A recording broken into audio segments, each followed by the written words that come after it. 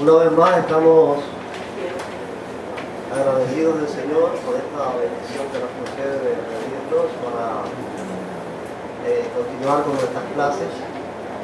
En este día pues lo que vamos a hacer es dar un repaso, el primer repaso de la última clase. La última clase estuvo un poco larga y entonces no quisimos dar el repaso de una sola vez para un poco remarcar los asuntos.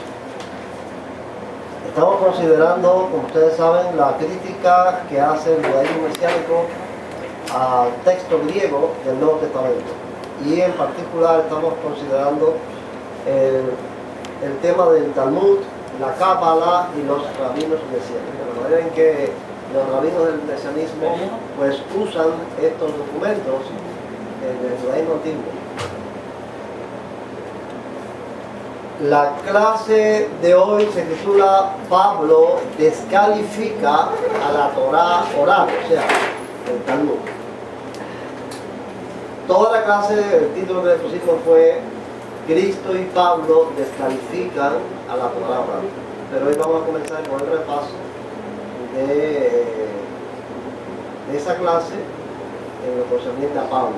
Después tenemos dos clases más que vamos a considerar en lo que toca a Cristo, cómo fue que Cristo descalificó la Torá oral. Recuerden que cada vez que hablemos de Torá oral estamos hablando del Talmud, aunque realmente el Talmud ha sido compuesto en el decurso de los siglos y cuando Cristo estuvo en el mundo pues era menos lo que había de Torá oral que lo que hay. La primera pregunta, seguimos en un repaso, hemos hecho un cuestionario de preguntas que ustedes han respondido. La primera pregunta dice: ¿cuál de las dos partes fundamentales del Talmud ya existía en tiempos de Cristo y de Pablo? O sea, el Talmud tiene, que es la Torá oral, tiene dos partes fundamentales.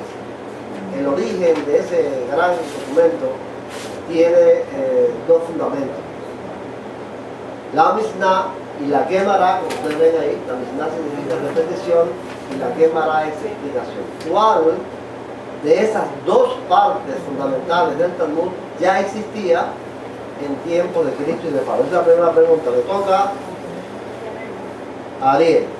Ariel fue el primero que envió sus preguntas, así que primero en responder. Lo que existía era la Mishnah. ¿La Mishnah? La Mishnah. ¿Dónde vamos con Ariel? Ok, la Mishnah. Claro está, necesitamos aclarar que la Torá oral que existía en tiempo de Cristo no es todo lo que está en la Mishnah. Lo que, no sé, probablemente no recuerden ya el video que yo les envié al principio, porque eso hace tiempo ya. Pero en ese video se explica que la Mishnah fue escrita 2 siglos después de Cristo por el rabino Yehudá Hanasí. O sea, esto era una tradición oral, algo que los rabinos repetían de memoria generación tras generación, y en el tiempo de Cristo había una tradición que era eso que se repetía de memoria. Pero por ciertas circunstancias, no vamos a alargar esto, en el siglo segundo este rabino, Yehudá Hanasí, decidió escribir aquello porque se iba a perder.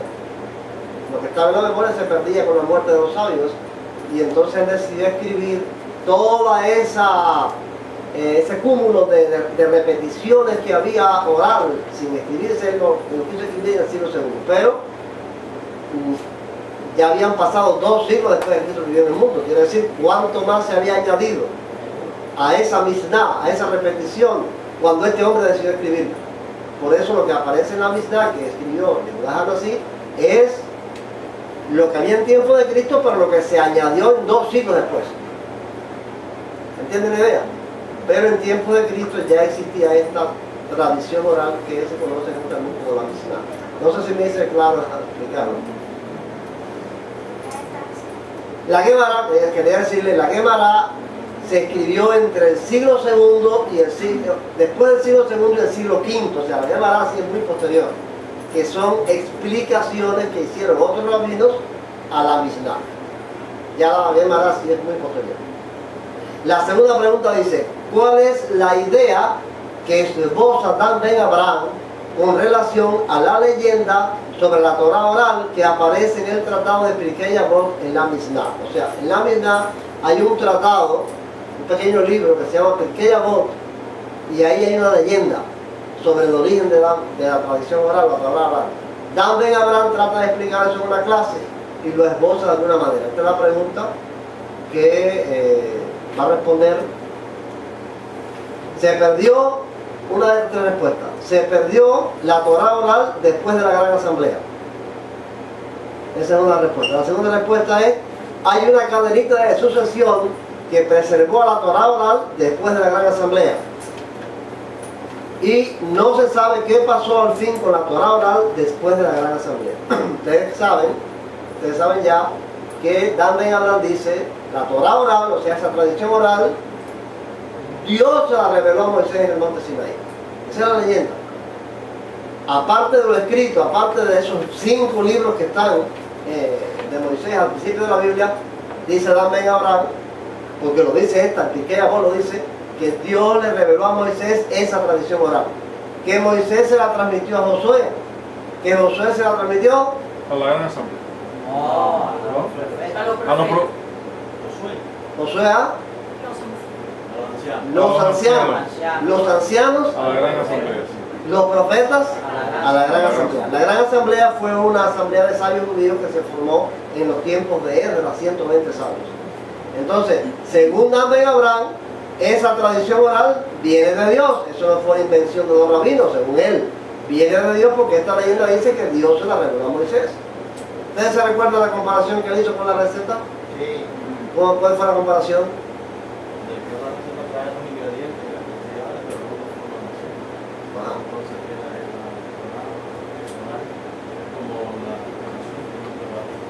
Él comparó a la Torah escrita, o sea, a la ley de Moisés, a los 5 libros de Moisés, con una receta. Pon tantos gramos de azúcar, tantos gramos de sal, tantos gramos de agua, tantos gramos de harina, pero después ¿cómo lo hago?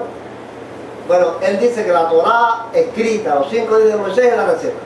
Ahora, la Torah oral es la explicación de cómo se hace la receta. Y que esa explicación Dios se la dio a Moisés.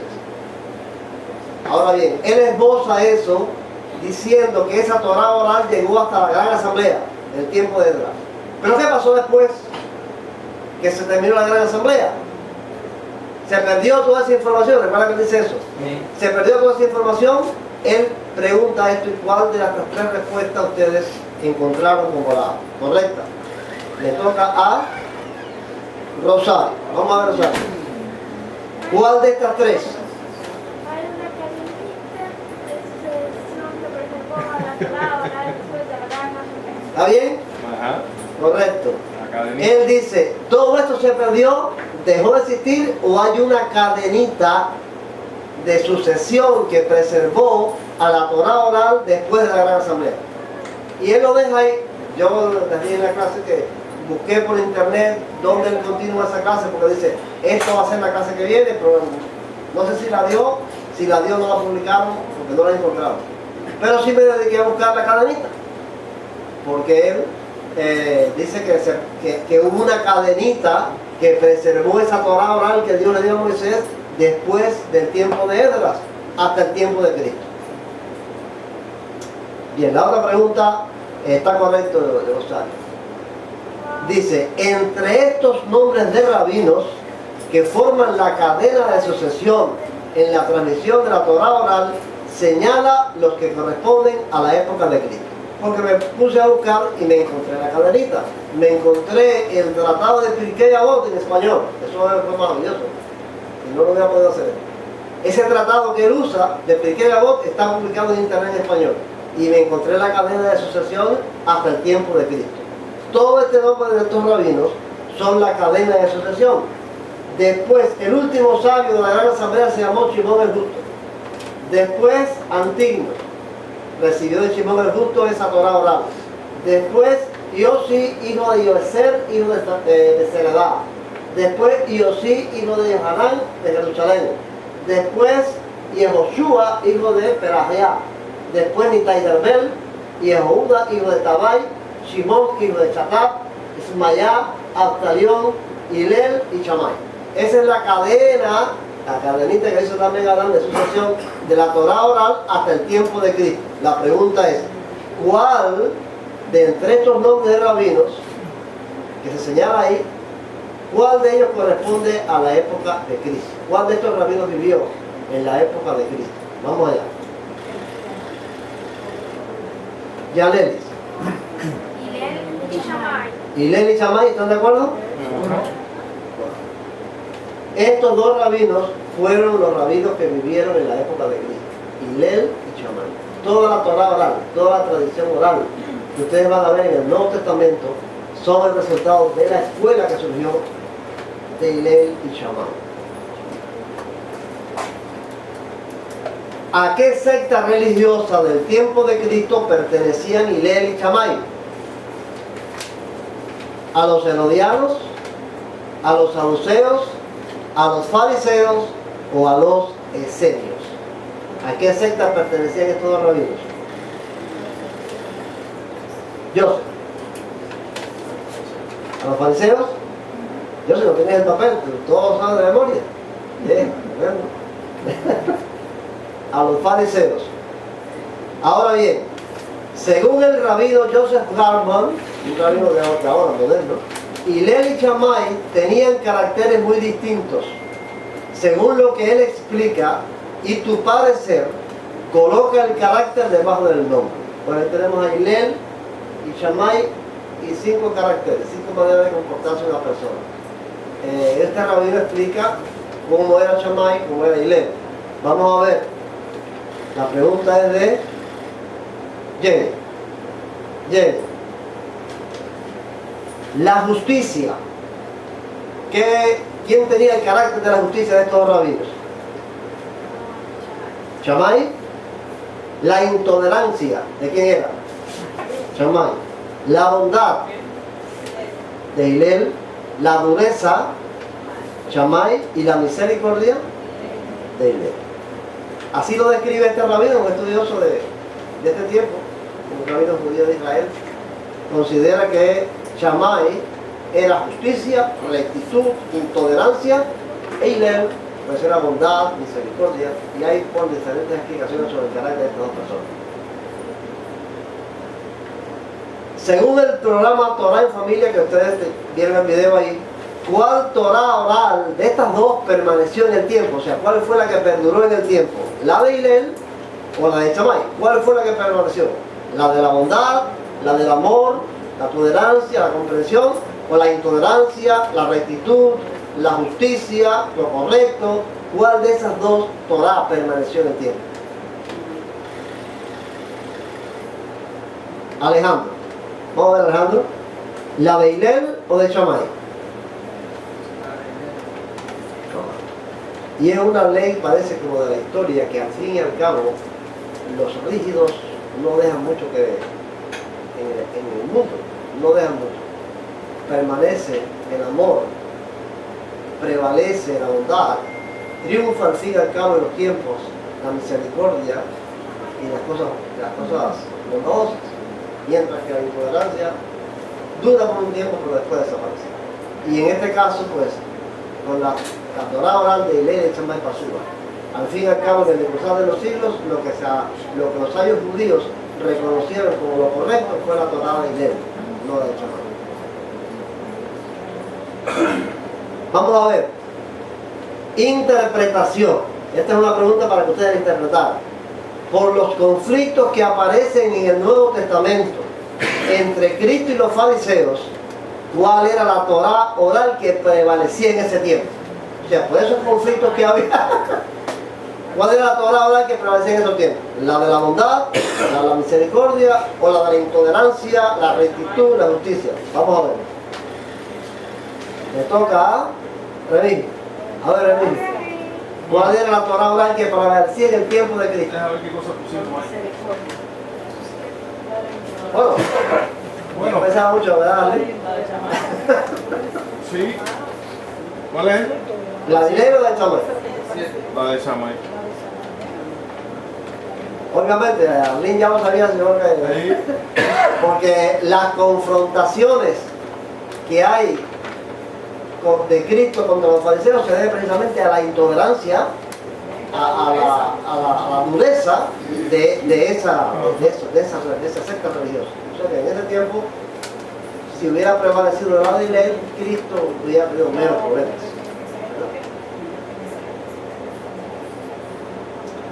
Ahora bien, todo esto es esbozo para llegar a esta conclusión, porque se recuerden, también Adán dice que esa Torah oral Dios la recibió de Moisés y se fue transmitiendo y transmitiendo hasta la gran asamblea, y que después de la gran asamblea hay una cadenita que la preservó hasta Hillel y Shammai. Ahora la pregunta esta sí dice así: ¿qué nos dice clara y abiertamente las discrepancias entre las escuelas de Hillel y de Shammai? O sea, esa discrepancia en que uno es el amor y el otro es la rectitud, y uno es la bondad, la tolerancia, y el otro es la intolerancia.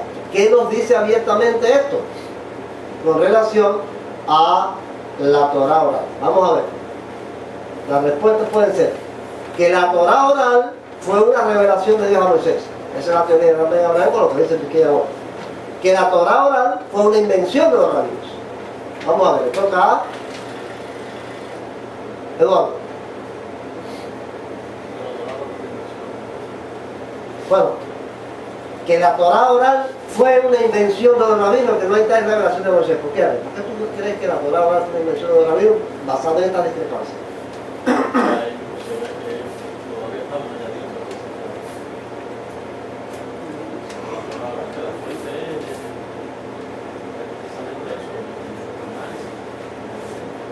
Si hay una discrepancia en que Hillel cree una cosa y Shammai cree otra cosa, ¿qué es la Torah oral? Lo que cree Hillel y lo que cree Shammai.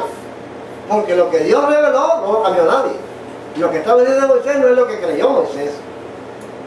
Lo que está en el libro de Jeremías no es lo que creía Jeremías, ni lo que creía Isaías. Fue lo que Dios reveló. Ahora, si hay una discrepancia entre Isaías y Jeremías, entonces tú dices, bueno, ahí no Dios no dijo nada. Es lo que cree Jeremías y lo que cree Isaías. ¿Ves? Si hay una discrepancia entre lo que cree Hillel y lo que cree Shammai, entonces Dios no reveló nada de esto. Es lo que cree uno y lo que cree el otro, que cada cual lo recibió de los maestros anteriores. Entonces esta discrepancia demuestra precisamente que no hay verdad en esto que está diciendo también Abraham, que Dios le dio a Moisés esa revelación. Esto es una leyenda talmúdica, no está en la palabra de Dios. ¿Cuál fue el rabino más, y vamos ya llegando al tema de Pablo, ¿no? ¿Cuál fue el rabino más importante que continuó con la Torah oral después de Hillel y Shammai? Porque después de Hillel y Shammai hay otro rabino que continúa con esa tradición oral. Según esta leyenda de Piqué ahora. ¿Cuál es ese rabino? Maimónides, Jehudá, Hanasí o Gamaliel. ¿Cuál de esos tres? Sara. Gamaliel, ¿están de acuerdo? Gamaliel fue el que recibió de las escuelas de Hillel y Shammai esa tradición oral y la continuó. ¿Quién es Gamaliel? Criado, educado a los pies de Gamaliel. ¿Ves? Entonces esa tradición oral que venía caminando así de maestro en maestro llegó a Pablo. Por eso queremos ver, el tema de hoy es: Pablo descalifica la Torah oral. Llegó a Pablo a través de este maestro que fue el posterior a Hillel y Shammai, que fue Gamaliel. ¿Qué frase de Pablo en Hechos 22:3 podemos usar para demostrar que él era un observante muy celoso de la Torah oral? Vamos a ver. Criado en esta ciudad, Jerusalén, a los pies de Gamaliel, estrictamente conforme a la ley de nuestros padres. Esas tres frases aparecen ahí en este texto. De hecho, ¿cuál de esas tres frases demuestra que él era un observante celoso de esa Torah oral? Él era bien celoso. Vamos a ver. Ariel. Dice, estrictamente conforme a la ley de nuestros padres. Estrictamente fue criado a los pies de Gamaliel, estrictamente conforme a la ley de nuestros padres, o sea, a esa Torah oral. porque la ley de Dios no es la ley de nuestros padres. La ley de nuestros padres es la Torah oral. Y él fue criado estrictamente conforme a eso. Era un observante celoso de esa Torah oral. Correcto. Completa las frases con las palabras que faltan de esta sección de Gálatas 1, 13 y 14. O sea, vamos a ver, vimos un texto de Gálatas 1, 13 y 14, donde Pablo dice ciertas cosas acerca de su vida en el judaísmo. O sea, de su vida, cómo era su vida en ese mundo judío en el que él se educó. En esa Torah oral de Gamaliel. ¿Cómo era él? Vamos allá, la primera dice: en el judaísmo ganaba, rebasaba, adelantaba, aventajaba, sobresalía. ¿Cuál de estas palabras es la respuesta? Rosario. Vamos a ver, Rosario. Aventajaba. En el judaísmo aventajaba. Era aventajado. Vamos a ver, continuamos con eso. A muchos de mis coetáneos, parientes, contemporáneos, maestros, allegados en mi nación. Yanel. Contemporáneos. A muchos de mis contemporáneos. En el judaísmo, Pablo aventajaba a muchos de sus contemporáneos en la nación, siendo mucho más celoso, ardoroso, diligente, activo, cuidadoso. Joseph.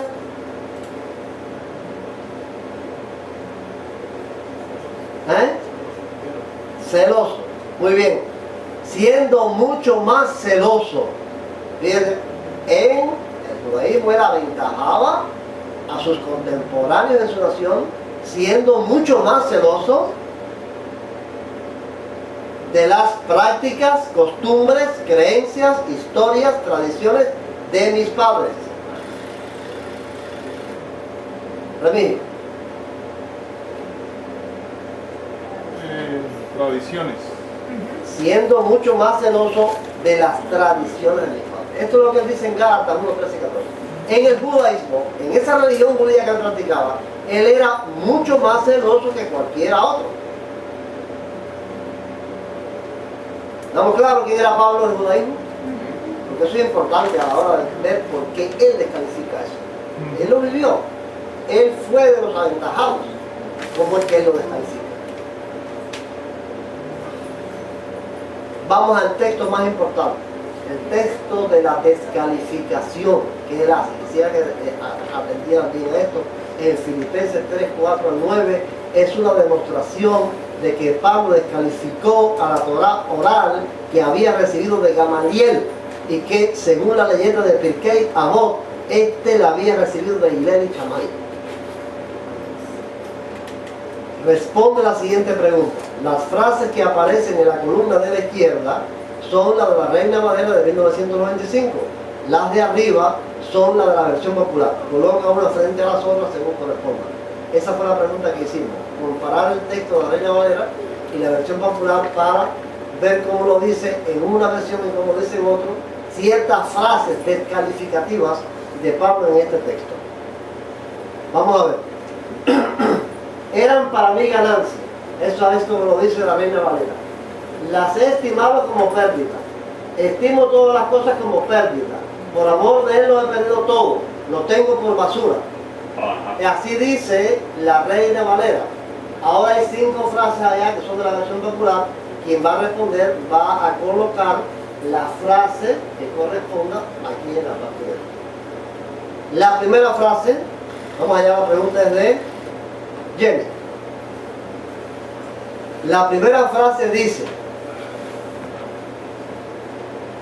eran para mí ganancia. ¿Cuál es de la 1 a la 5 la que pertenece a la versión popular? La 2. Antes valía mucho para mí, correcto. Las he estimado como pérdida. La 4. Lo tengo por algo sin valor. Estimo todas las cosas como pérdida.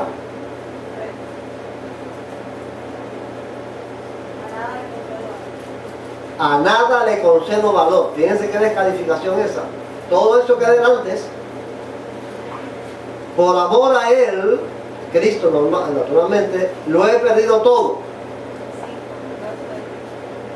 Y obviamente, pues la 1 es la última, lo tengo por basura, todo lo considero basura.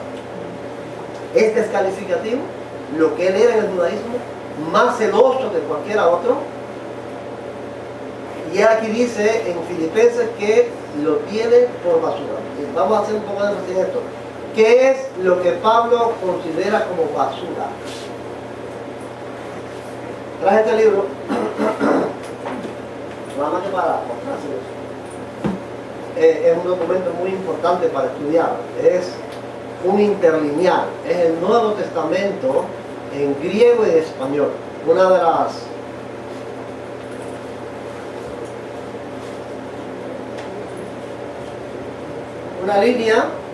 Una línea la tiene en griego y debajo tiene la traducción literal al español. Cuando uno quiere buscar realmente qué significaba una palabra en el texto griego del Nuevo Testamento, va aquí y va a encontrar una traducción literal. Esta es una de las herramientas, hay otras, pero esta es una de ellas. Esta la usé aquí para buscar qué significa realmente la palabra que Pablo usa como basura. ¿Qué él tuvo como basura? Porque así es como está traducido en la Reina Valera y en la versión popular. Pero eso tiene en el original griego tiene un significado. Este es el Nuevo Testamento, interlineal griego español. Aquí está la palabra. Uno que me lee aquí, Eduardo, tú que estás perfecto. En español ahí. Señor de mí, por causa de las cosas todas perdí y estimo como desperdicios. Desperdicios. Es la palabra griega y no lee de los griegos. Esto es una sigla. Esto es una sigla. Ya se me ha olvidado hacia allá. Ojalá, algo así. Escúbala. Escúbala. Desperdicio. Pero ustedes ven que aquí hay un numerito, ¿no?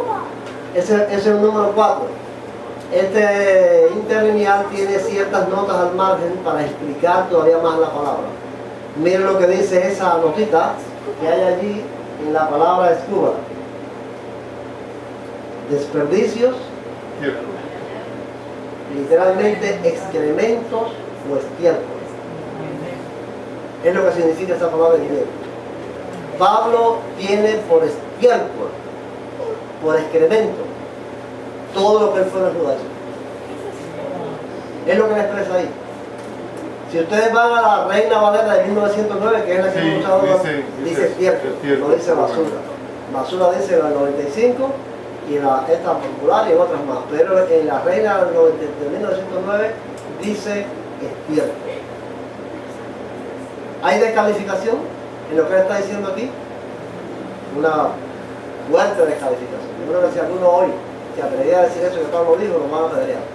Pero eso fue lo que Pablo dijo sobre lo que él era en el judaísmo. Y vamos a ver los textos en los dos ya completos. Vamos a ver los textos completos en la Reina Valera primero. ¿Dónde se encontraba la referencia? ¿Filipenses qué? Este es Filipenses 3, 3 al 9.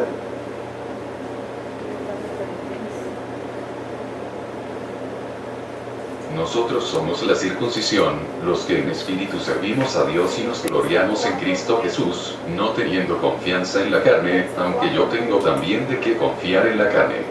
Si alguno piensa que tiene de qué confiar en la carne, yo más. Circuncidado al 8º día, del linaje de Israel, de la tribu de Benjamín, hebreo de hebreos. En cuanto a la ley, fariseo. En cuanto a celo, perseguidor de la iglesia. En cuanto a la justicia que se basa en la ley, irreprochable. Pero cuantas cosas eran para mi ganancia, las he estimado como pérdida por amor de Cristo. Y ciertamente, aún estimo todas las cosas como pérdida por la excelencia del conocimiento de Cristo Jesús, mi Señor. Por amor a Él lo he perdido todo y lo tengo por basura, para ganar a Cristo y ser hallado en Él, no teniendo mi propia justicia, que se basa en la ley, sino la que se adquiere por la fe en Cristo, la justicia que procede de Dios y se basa en la fe. ¿Ven? Ese es el texto de la Reina Valera. Vamos a hacer una lista para ser más específico. He hecho una lista de esas cosas que Pablo tuvo por basura, porque él da una lista. No es que simplemente decimos, no, lo que era el judaísmo. Es que él da una lista ahí. ¿Qué encabeza la lista? Dice, Circuncidado el octavo día. circuncidado el octavo día, del linaje de Israel, de la tribu de Benjamín, hebreo de hebreos, en cuanto a la ley, fariseo, en cuanto a celo, perseguidor de la iglesia, en cuanto a la justicia que se basa en la ley, irreprochable. Todo eso tuvo por basura, es cierto. ¿Es así o no es así? No estamos inventando, estamos usando el texto tal y como está ahí. Vamos a verlo como lo dice en la versión popular. Porque los verdaderos circuncidados somos nosotros, los que adoramos a Dios movidos por su Espíritu, y nos gloriamos de ser de Cristo Jesús, y no ponemos nuestra confianza en las cosas externas. Aunque también yo tengo razones para confiar en tales cosas. Nadie tendría más razones que yo para confiar en ellas. Me circuncidaron a los 8 días de nacer, soy de raza israelita, pertenezco a la tribu de Benjamín, soy hebreo, e hijo de hebreos. En cuanto a la interpretación de la ley judía, fui del partido fariseo. Era tan fanático que perseguía a los de la iglesia. Y en cuanto a la justicia que se basa en el cumplimiento de la ley, era irreprochable.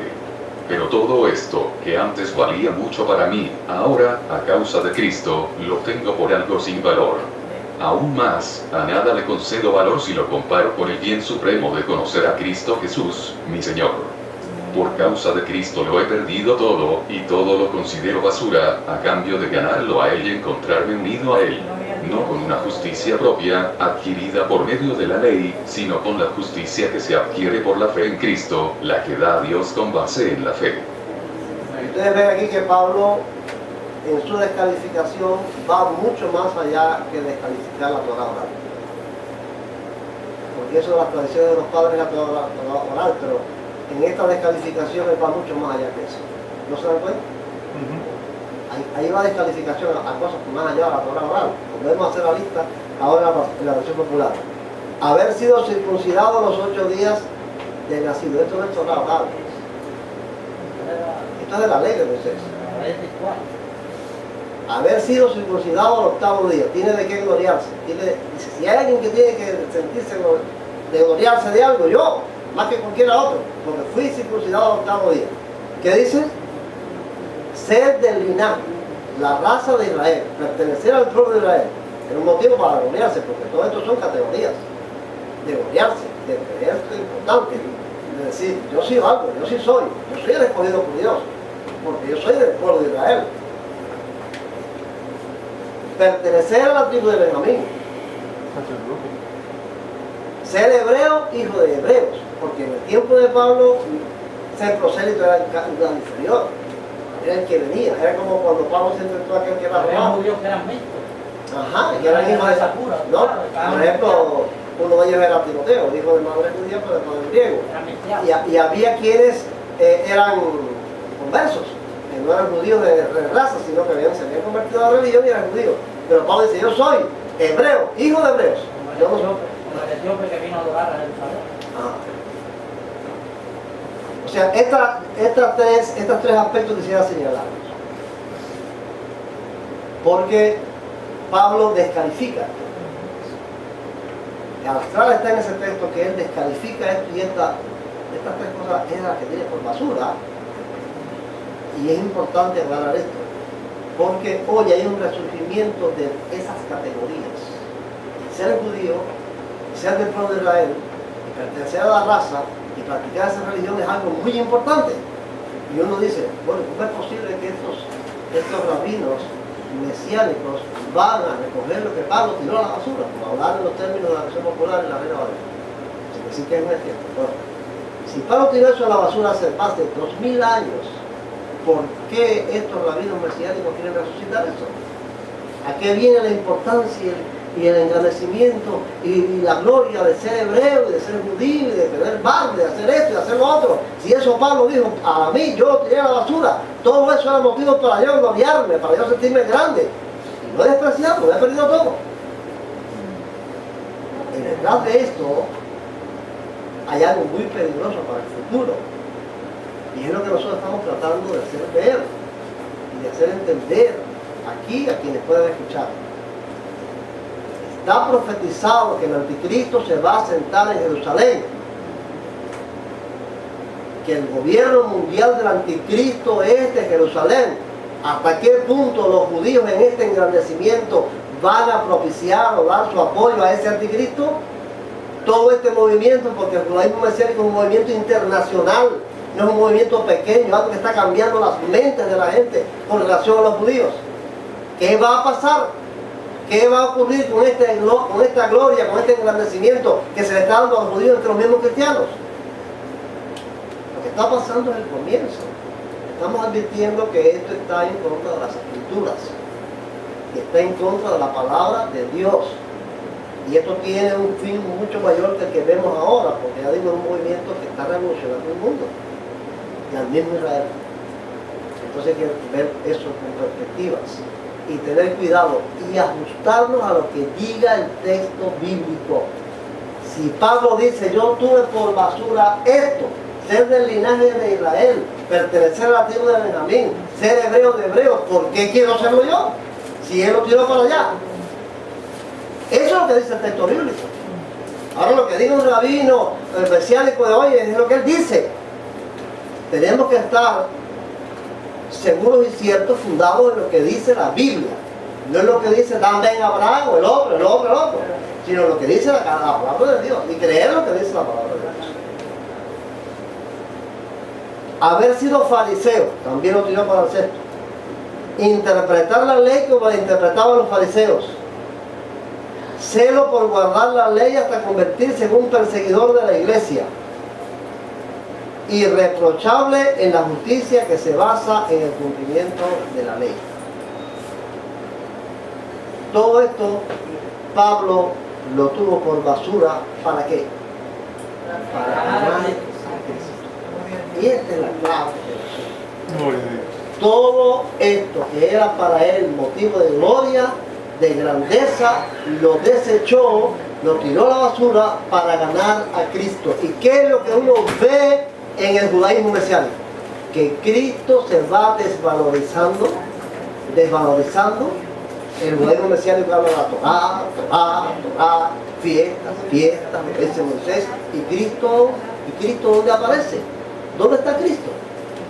¿Dónde está ese que es el centro del evangelio? Casi ni se menciona Yahshua, algunos dicen Yahshua. ¿Saben ustedes por qué algunos dicen Yahshua y otros Yeshua? A veces la gente dice, no, Yeshua, no, eso tiene su asunto. Yahshua es el nombre en hebreo, Yeshua es el nombre en arameo. Entonces, el que dice Yahshua, a lo mejor dice Yahshua sin saber lo que está diciendo. Pero si sabe lo que está diciendo porque hay de ellos quienes creen que el Nuevo Testamento fue escrito en hebreo. Y hay quienes creen que fue escrito en arameo. Quienes dicen Yeshua está diciendo en arameo. Toda esta trápala de que si ¿se recuerdan? Que si el desollinador salió negro, blanco de la chimenea, ¿se recuerdan de la introducción de esta noche? ¿Quién se va a lavar? Toda esta trápala de cosas y de legalismo y estas cosas. Están perdidos en eso. ¿Y Cristo dónde aparece? ¿Dónde está el Cristo ese que glorificamos, que engrandecemos? Lo van desvalorizando, hasta que te lo presentan como un hijo de José y de María, punto, se acabó. Un hombre, no Dios, no es el hijo de Dios, como lo presentan los evangelios. Los evangelios presentan que Cristo es hijo de Dios. Aleluya. Que fue engendrado en María por obra del Espíritu Santo, que José no participó en nada de esto, pero estos judíos mesiánicos, en su afán de la Torá y de las fiestas y de las leyes y de las cosas, llegan al punto de perder a Cristo. Por eso Pablo tiró para la basura todo esto, porque él quería ganar a Cristo. Amén. Quería ganar a ese Cristo que es hijo de Dios, que vino al mundo, que se hizo carne para salvar a los pecadores. Esto es lo que presenta el Evangelio. Y eso es lo que tenemos que tener cuidado. Atender a estas cosas de las Escrituras. No ir a Dan Ben Abraham, ni a Tim Stele, ni a Marcos Ruff, ni a ninguno de esos otros predicadores mesiánicos. Oír a la palabra de Dios. Oír las Escrituras, sea el Antiguo o el Nuevo Testamento, pero estar atentos a lo que dice la Escritura. Pablo descalificó totalmente la Torá oral, la descalificó, todo es una leyenda. Él lo dice en otro texto, no atendiendo a fábulas judaicas y mandamientos de hombres que se apartan de la verdad. ¿Lo dice Pablo? Lo dice. No atendiendo a fábulas judaicas y mandamientos de hombres. Y esta es una fábula. Esta es una fábula que la Torá oral Dios se la dio a Moisés y que Moisés se la dio a José. Todo eso es una fábula. Un ejemplo de la desvalorización de Cristo que ellos hacen es el rebautismo que hacen hacia el judaísmo mesiánico. Ah, sí. ¿Por qué rebautizan ellos? ¿Cuál es la razón por la que los judíos mesiánicos, cuando llega un cristiano, lo bautizan de nuevo? Porque en el Evangelio fue bautizado el nombre de Jesús. Y aquí lo van a bautizar solo en el nombre del de Eterno. Yeshua. Porque esa diferencia, dice, no, nosotros sí queremos esa diferencia entre Yeshua y Jesús. Decirle Yeshua, decirle Jesús, en esa manera de decir, ya hay una desvalorización de Cristo. Bueno, según García, cuando hablamos de Yeshua, estamos hablando de un profeta que no cambia nada, que fue un judío que obedeció la ley y todo. Cuando hablamos de Jesús, estamos hablando de un hombre Dios, ¿verdad? Creado por Roma. Creado por Roma, que ese hombre Dios cambió la ley, hizo esto, hizo lo otro, y que el otro no, Yeshua no hizo nada. Es decir, El solo uso del nombre, ya a Cristo, el solo uso del nombre ya implica un cambio en la creencia, una confesión de fe, exactamente. Ya el solo uso del nombre implica una confesión de fe distinta a la que está en el Nuevo Testamento. Ya es cambiar lo que está en el Nuevo Testamento para creer otra cosa, el solo uso del nombre. Entonces hay que tener mucho cuidado con esto, porque esto, ya digo, ahora se ve solo esbozo, pero en el tiempo esto no se sabe lo que va a parar.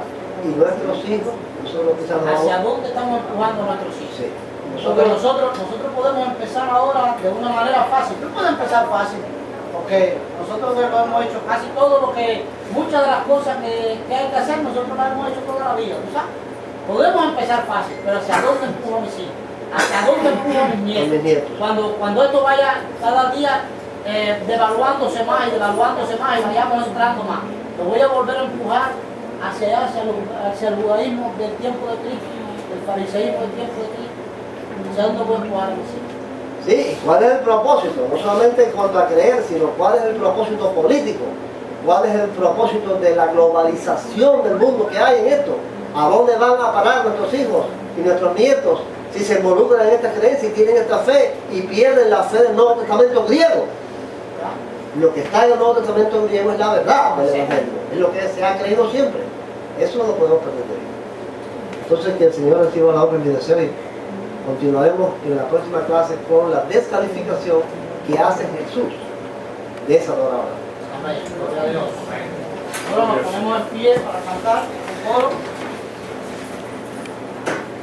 A los hijos del Señor pertenece el cantar, pues vendrá el Salvador y nos arrebatará del palacio celestial, gozaremos más allá. Gloria a Dios, aleluya. Amén. Vamos a tener la bendición final. Pedimos a Sara que bendiga.